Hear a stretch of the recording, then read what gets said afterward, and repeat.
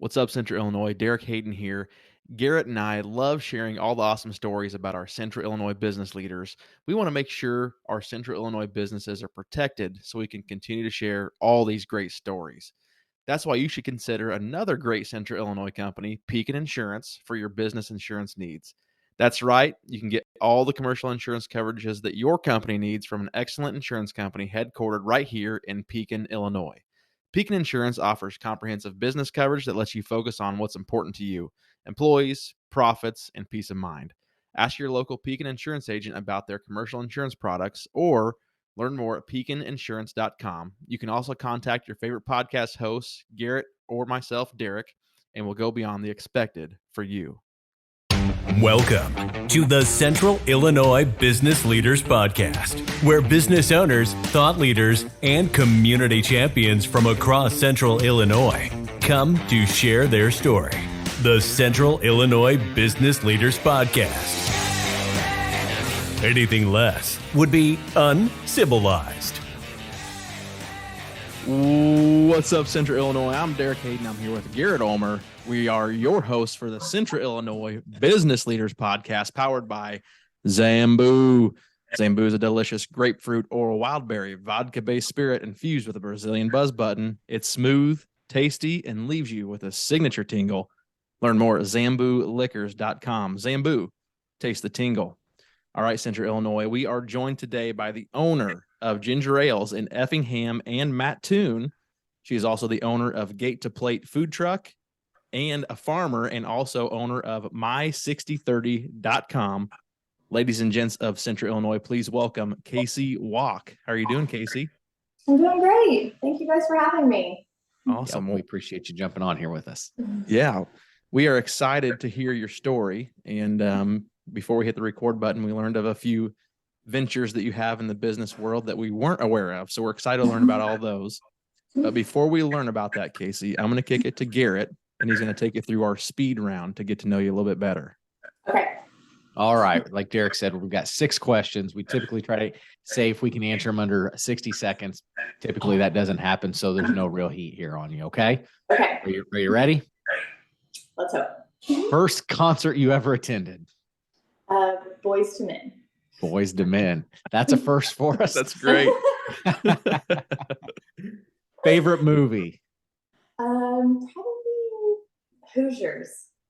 Great movie. Very nice. Favorite ice cream flavor? Mint chocolate chip. iPhone or Android? iPhone. Favorite social media platform? Facebook, I guess. You guess? They all become overwhelming at some point, They right? do, yeah.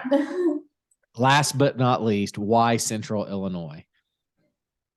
Well, I guess because I married a farmer and they don't move from where they so you go to them. So that's why I'm where I'm at right now. So true love. That's right. Yes. Well, that's great. Well, I think that's a common theme with a lot of guests is, this is where I settled down. And it just happens to be where we're at. So that's Right. perfect. Well, great. So as I mentioned in the intro, Casey, you own 2 ginger ales, one in Effingham, that's the brand new branch, and then Mattoon, Yes. and Gate to Plate, my6030.com, and you mentioned you farm. So tell us a little bit about your story, about where you came from, how you got to where you are now, anything in between, and you just take the mic and tell us your story. I guess I'll start out by saying I grew up on a small, I grew up on a farm in Clay County, Illinois. My mom was a teacher. My dad was a farmer. I guess I grew up in a town of 1,000 people. I assumed I would be a teacher. My mom, that's what my mom did. So that's what I thought I would do. And probably about my junior year of high school, something happened at school. And the high school, I think they had a fire or something. And we had to evacuate the high school. And I had to walk over to my mom's classroom to get something. In the middle of the day, she taught 3rd grade. I was in there, I think 15 or 20 minutes, and it was like a life-changing moment for me. I was like, I am not a little people person. I cannot do this. I cannot be a teacher. I was losing my mind. So I guess that just kind of was one of those moments in your life that, the Lord was speaking to me. So when after I graduated from high school, my older brother, his name's David, he had just started ServePro in Effingham about 2 years before this. And I've been working for him since he had started in the summers and stuff. And we had noticed that ServePro was still up and coming in this area. And around the Vincent's, Indiana area, there's a big open territory. So I just took the leap, decided to start ServePro in Vincent's, Indiana about 8 months after I graduated from high school. And my dad, believe it or not, let me quit college without telling my mom. And so we just did it. And so I started the ServePro from scratch and moving 60, 70 miles away, which is a big deal from someone that's from a town of 1,000 people. So I ran ServePro in Indiana for about 13 or 14 years. And I got divorced, and so just whether it wasn't anything keeping me over there, I ended up having a buyer for ServePro. That just seemed like the right thing to do. I kind of wanted to get back to family. My kids wanted to get back closer to home. So I moved back to Effingham. I met my husband here now. He's a farmer. We live in Sigel. I just kind of started helping him. He does, the farm. He's got kind of a big operation that he runs there. So it's a lot of paperwork and stuff I was doing to help him. And we also own a company called my6030.com. He buys and sells John Deere 6030 tractors. He restores them and he ships them all over the world. If you are not in the John Deere world, you don't know anything about it. I can see that, but if you are in the John Deere world, you probably have actually heard of it. If you Google John Deere 6030, Brad Walk's name will come up everywhere. He has had I have no idea how many tractors he gets in and sells a year. It's tons and tons. And we got visitors that come from all over the world to just view our showroom. He's got the first one they ever made, the last one John Deere ever sold. Oh, wow. Only yellow one they ever made. He's got a lot of the rare finds on that stuff. So just helping him do a lot of that. We also, when I say we farm, we have a grain farm. We also have livestock, beef and pork too. When the pandemic hit, we could not sell our livestock. It was all the packing plants closed down. We had 125 steers ready to sell, and we had nowhere to go with them. And when that's a part of your income, that was getting a little stressful. We did not know what we were going to have, and it cost a lot of money to feed them. And so each day, so we're trying to figure out what we're going to do. And at the same time, this is all happening, the pandemic, there's also a solar farm that's going in down in Clay County, like 2,000-acre solar farm, right in my hometown of 1,000 people. There's one place to eat, and they're bringing in 600 workers for 2 years to work on the solar farm. I kept telling my parents, you need to get a food truck. Like, there's not going to be anywhere for all these workers to eat. You need to do this. My dad was not for it at all. But with the pandemic hitting and us having nowhere to go with our meat, I said, I think we need to look for a food truck. I think we'll just sell our own meat. So we found a little bitty food truck, and we decided to call it gate to plate, like farm to table. Our gate to your plate. And we started processing, we have people to process it for us. And so the food truck took off big time. Like awesome. Big time. Yeah. We were not expecting it to take off like it did. My kids helped me in there, and we were saying so busy. So it was a ton of fun. We love the food truck. The food truck seemed to open up more doors for me. People started asking me things like, would you be interested in this kind of business? Or would you be interested in, maybe opening a restaurant and doing things? And none of it was right. I just, no, I'm just going to keep a food truck. I like my food truck. And then I got a call from a guy from Effingham. His name's Bob Schultz. And he got my name from someone. And he said he's kind of an investor. He invests in lots of different businesses. And he had heard about this company called Ginger Ales, based out of Albany, by chance. And it kind of really caught his attention. He said he had started talking with the owners of it. And they had decided they're going to try to franchise it. And they were wanting to know if I might be the first one to open, if I'd be interested. So I said, well, I'll have to. I had been involved in the franchise with ServePro, so I did understand how the franchise worked. And I just said, well, I got, have to do some checking. I just have to do some investigating. It did catch my attention. And my husband and I, we drove to Olney one day, and we just parked across. They've got 2 ginger ales in Olney. It's a town of 1,000 people, and they have 2 stores. And we sat across the road. Did I say 1,000 people? They have 7,000 people. Sorry, they have 7,000 people, 2 stores. We parked across the road in the middle of the day from both of these locations, and their lines never stopped. Both locations, cars coming through all the time. And it was super, super fast. So I knew they had a good system, but and it really, really caught my attention. So that was in September of 21, and we signed the papers for the Effingham location in November of 21. Wow. And so super excited, trying to find a location in Effingham turned out to be,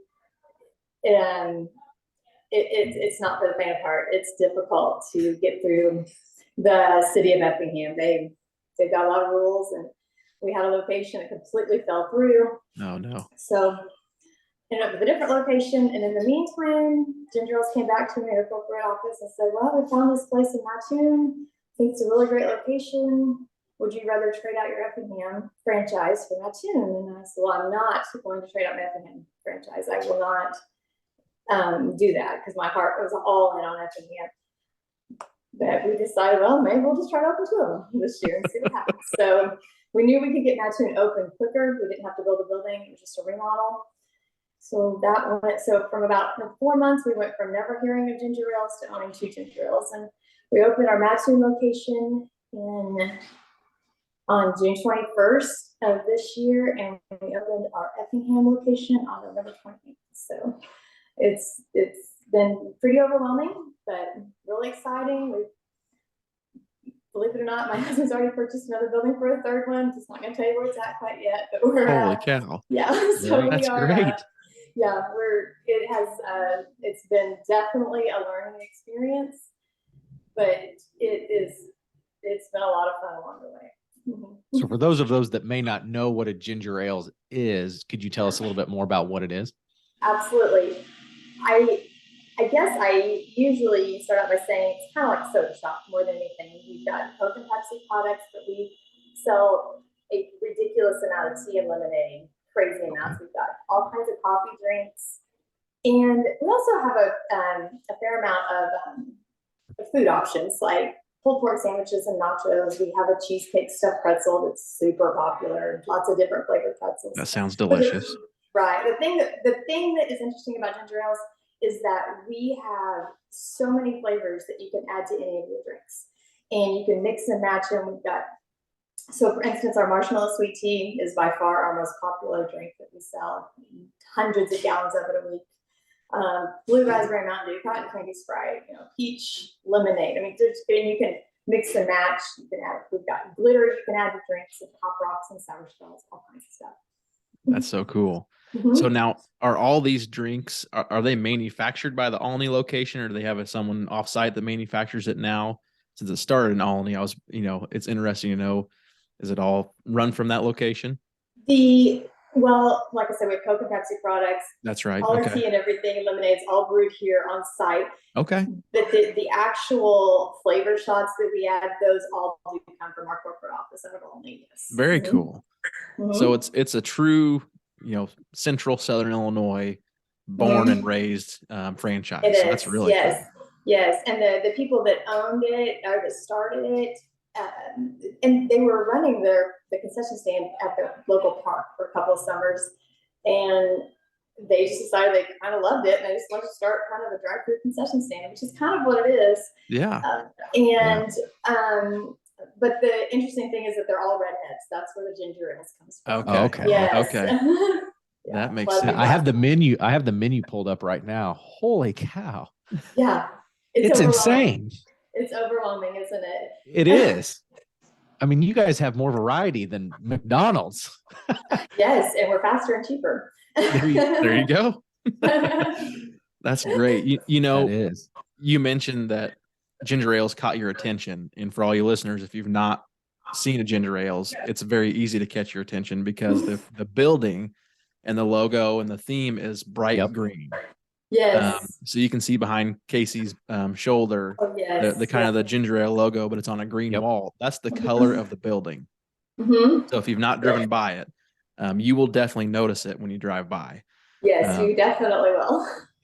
I can remember, Garrett, I don't know if you remember this. We had a meeting down in Carmi, and we drove through Olney. And we had never seen ginger ales before. I don't know if you remember this. We're like, I do. What in the world is that green building? And Like, then we started. It was a couple years ago, I think that Yeah. We started seeing some of this stuff pop up, and it's just so cool to see that it's expanded and, into Effingham, Mattoon. Yeah.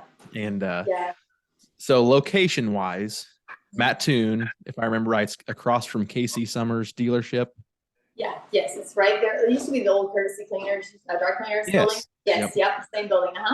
Perfect. Yep. And then Effingham, the new location is close to the underpass on Fayette, correct? Yes. Yep. Right next to it. So they told me that the underpass has been here since 1979, and this lot's been vacant since then. Oh, wow. Yeah. So it's a perfect location. It's right dead in the middle of town. Yeah. That's great. That's awesome. Yeah. So if you haven't been there, what was the official open date for the Effingham location, Casey? The November 28th. Okay. Mm-hmm. I saw that you had some kind of pre-opening for Thanksgiving. Maybe you had you could buy a gallon or something. Sales. Yeah. Yes. That was cool. That was cool. Yeah. And I also saw something cool that you were doing with the local high schools. You had a theme drink for each school. You had like a T-Town, a St. Anthony, and an Effingham drink. Yeah. I thought that was pretty cool. And because some of their homecomings just popped up, and I bet that was a hit for homecoming. Yeah. So we've done that. We have a green wave in Mattoon, and we've had just some Lakeland. They reached out and we named a drink after them for their mascot. I think that's fun. That's the fun stuff to do. Whenever you can come up with different things that you can market that really get people's attention. I love that. Yeah, that is cool. Well, I can tell you, Casey, we've had a lot of business owners on the podcast, and most of them are entrepreneurial, but I can't say that they all have the exact same entrepreneurial drive that I've heard you explain today. So to jump into running a ServePro in a town you've never been to at a very young age, you had to have learned. I will not let my children take on that much stress at the age of 19. I can tell you that. However, I always say I don't have a college degree, but if you can get a master's degree in learning from your mistakes, I've earned 10 of those in my time. Yeah. Well, sometimes that's the way it's got to be. I mean, the amount of stuff you've learned, and I know you mentioned before we hopped on and started recording that you have to manage employees and you have to build a team and train people, and to start doing that at 19 and now being able to fast forward to where you're at now, that's got to be a huge win and I guess advantage for you in the business world. Yeah. I think it has. Yeah. Like I said, learning from the mistakes that I've had, and mistakes, and things I've done right. I can see over time that I've matured obviously throughout the years, and got tough skin, and so I think that's all part of it. But I wouldn't go back. I know that I look back and I think the stress that I was under, my friends had no clue about, but at that age, yeah. But I certainly wouldn't change it now. Yeah. Well, no, just the idea of you knew all those jobs were going to be coming in, and to start a food truck because they're like, I don't know where these mouths are going to eat. We can take advantage of this in two different situations, Right. So that's great. Well, and my husband, and I think we both have a lot of the same outlook. Sometimes you have to capitalize on things. And I knew full well, food truck, it might not, my thoughts going into it were that we would take it to the solar farm. And the solar farm was going to be operational for about 2 to 3 years. So I'm like, well, we might as well capitalize on that if we can. Absolutely. And then we'll sell, but we might as well capitalize on all the opportunities here. However, from the time of announcing the food truck, I think I've only been to solar farm 2 times. We've kept busy with so many other things. Wow. Now we're getting into where we just do more private stuff, more like factories. A lot of businesses call us in just to feed their employees. A lot of that kind of stuff. Yeah. Mhm. Yeah. How many days a week do you operate the food truck then? Well, right now, since we've opened Effingham, it's not operational. I was gonna say, Yeah. Don't doubt. Yeah. After the first of the year, I tried it in this, like last winter, it would be usually over 45 degrees and a sunny day. Mm-hmm. The food truck goes over well in small towns. So I usually, Sure. after the first year, we'll probably have it back out again. It's Gotcha. our favorite thing. We love it. Yeah. That's cool.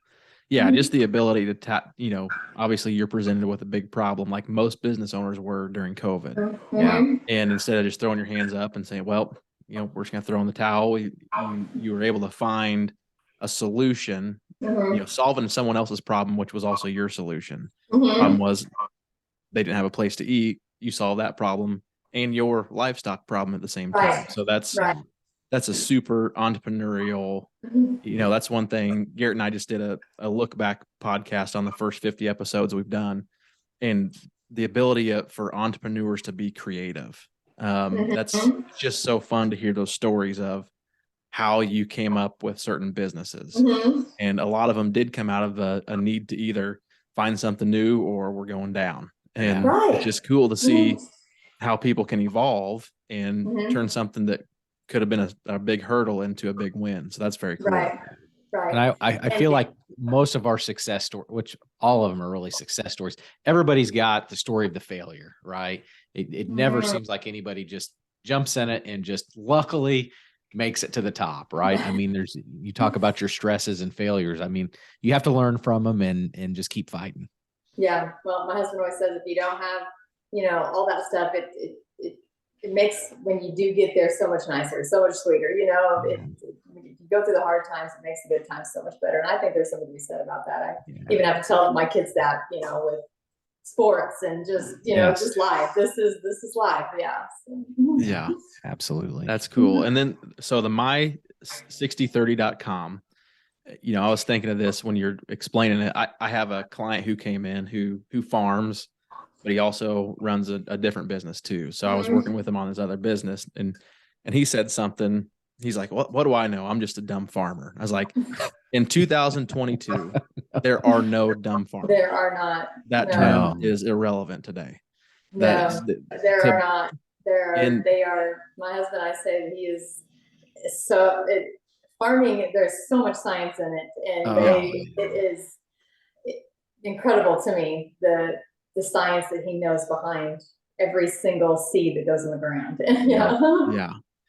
Well, that and the ability to, it's not just farming, but you look at the my6030.com, you have to build a website. You have to find someone to buy the tractors from. You have to figure out how to restore them. You have to find a buyer and ship them.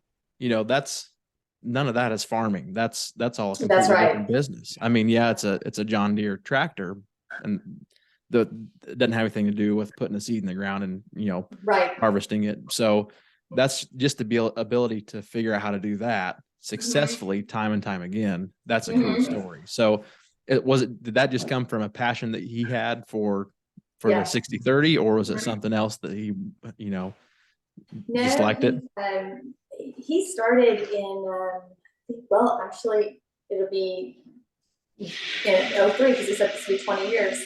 Before that, he and I met, but he just always had a passion for John Deere 6030s, that specific tractor, and they didn't make John Deere didn't make very many of them. And he says that, in the John Deere world, they're compared to the muscle car of the 70s. They're like the muscle tractor, and people they were like ahead of their time. There's too much horsepower for their time in the 70s. So John Deere just only made about 4,000 of them. Wow. That's cool. Yeah. I've got that website pulled up now. Yeah, me too. Yeah, that's awesome. So do you guys utilize a partner to build the website, or is that something you guys did on your own as well? Yeah, we use like Tractor House. That's where it's kind of a lot of the implement dealers will use that through Tractor House. It goes through their website and they help us build it and do a bunch of the advertising. Cool. Wow.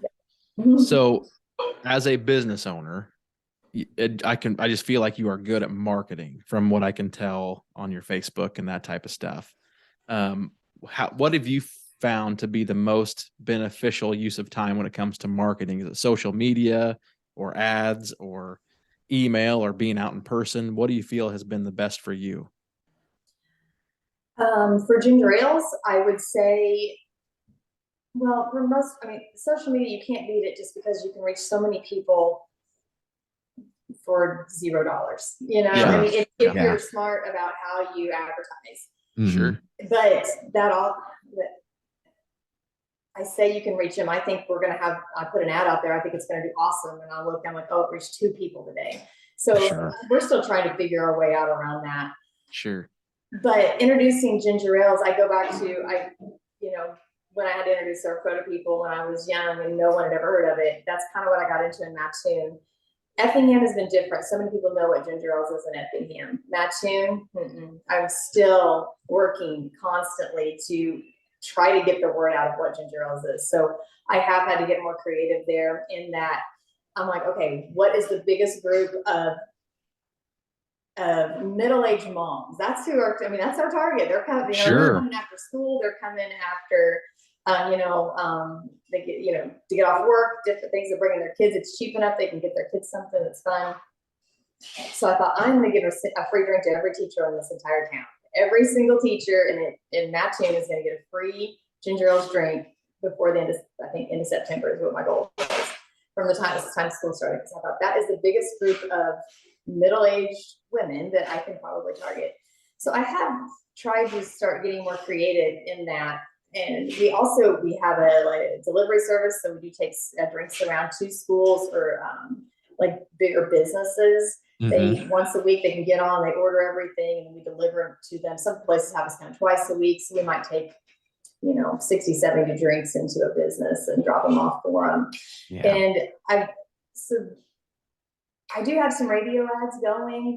We got a cute little jingle, and I've tried to think about. Well, I'm a sports family. I come from a sports family, so we're listening to ball games on the radio. So I try to do go with the sports avenue on that. But I would say, social media, you just can't beat it for what you get with it. I feel like anyway. Yeah. Yeah. That's awesome. Well, you just said something right there that I think every business owner should, consider. And I actually go back to when we interviewed Katie Custer from Firefly. This was like our 4th or 5th episode. Yeah, early on. And she talked about developing your avatar, which is your ideal client. So you just exactly nailed, you know who your ideal target client is. I think a lot of business owners miss that focus whenever they start to market their business. They don't know who, they just say, oh, I'm going to be in Effingham. So I want to market to Effingham County. Yes. That's great, but not all of Effingham County is going to be your customer.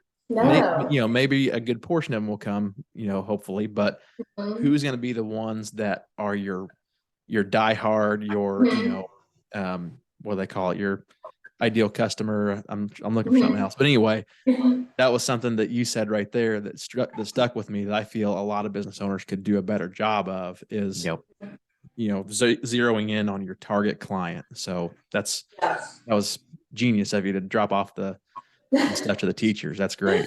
Yeah. So now, are you utilizing TikTok? Well, I need to start. I am this is terrible, but I'm anti-TikTok, anti-Snapchat because my kids are on those all the time. It makes me so mad.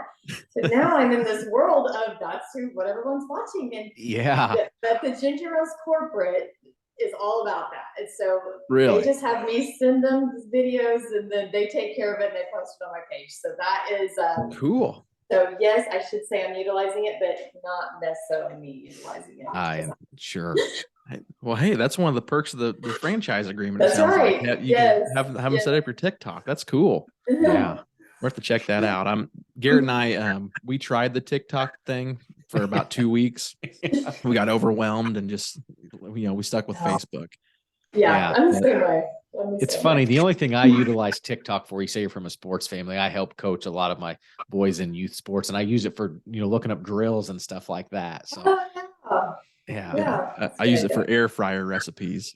Yeah, I don't even have the app. I guess I need to see. I didn't know I could get air fryer recipes on there. I just there you go. My wife loves that I watch TikTok because now I cook dinner 2 or 3 nights a week with the air fryer. Nice. And I will say the air fryer has changed my life. The whole world, really. Me too. I need to get some ginger ales so I can, drink some ginger ales with my air fryer. There you go. Yeah. You do. Marshmallow sweet tea. There we go. All right. Well, Casey, we're actually getting close to the 30-minute mark. Wow. Tell us a little bit about, what you see in the future for ginger ales, what you want your target market or the area to know about ginger ales, and when they can stop by. I guess I would say your hours. And as far as the future for ginger ales, it's really, really coming along. They are signing up a lot of franchises. There's a franchise that's opened already in Fairfield, Illinois. Robinson is set to open right after the first of the year. They've sold a franchise in O'Fallon. They sold one in Indiana, Washington, Indiana. They told me the day, I think there's about 6 more that are right on the verge. That's super exciting to me. The more ginger ales that open, the more understanding that people have of it. And being the first one, it kind of puts you in a petri dish of, people trying to figure it out, seeing how we run everything, all that good stuff. But I'm really, really excited for the future of ginger ales. I know it's going to work. There's no doubt in my mind. But as far as my stores, yes, we are open 6 days a week, 7 a.m. to 8 p.m. Closed every Sunday, which is nice. It kind of gives all of our staff some time to kind of decompress, and myself a little bit. Mm-hmm. And we've got great staff at both locations. They're hard workers. We employ about 25 people per location, so that's nice. We're able to work around all these. It's a perfect high school job if you're a young kid. I've got so many kids that have never had a job before. And I always tell them first day, if you don't know how to do dishes, you have to go home. Someone's got to teach you, and you got to come back because I'm not going to teach you how to do dishes, and you're going to have to do them here. And so lots of young kids, but they are workers, and they do a great job. Our goal is to get our customers through as fast as we possibly can. And I can look at our average time every day, and they're doing a really good job of that. But if you haven't had it, we would love for you to come. I've already had 3 people this morning who've been through twice. That's awesome. We have multiple people like at Mattoon that even come through, 3 times a day. So that's great. Yeah. Awesome. Well, Casey, it's been awesome talking to you. You have a really cool story, and I know that our listeners are going to enjoy listening to this show. So, well, thank you. Yes. Before we hop off, what's the best way that they can contact you if they have questions? So I would just go through our Facebook page. That's about the easiest. To just look up, ginger ales Effingham, ginger ales Mattoon, send us a message on there. We're pretty good about getting right back to you. You could also, call either Google, call either of our stores. I would say Facebook's about the easiest way. Great. Awesome. Well, thank you, Casey. For all you listeners out there, make sure you're subscribing to the CIBL podcast on your favorite podcast platform. While you're there, please give us a quick review. You can also find us on social media, mainly on LinkedIn and Facebook, and you can connect with Garrett and I personally there as well. Until next time, Casey, you've officially been civilized. Thanks for coming on the show. Thank you for listening to this episode of the Central Illinois Business Leaders Podcast. You can find us on Facebook at facebook.com/CIBL Podcast. You can also follow us on LinkedIn. Don't forget to subscribe and leave us a review. It's the civilized thing to do.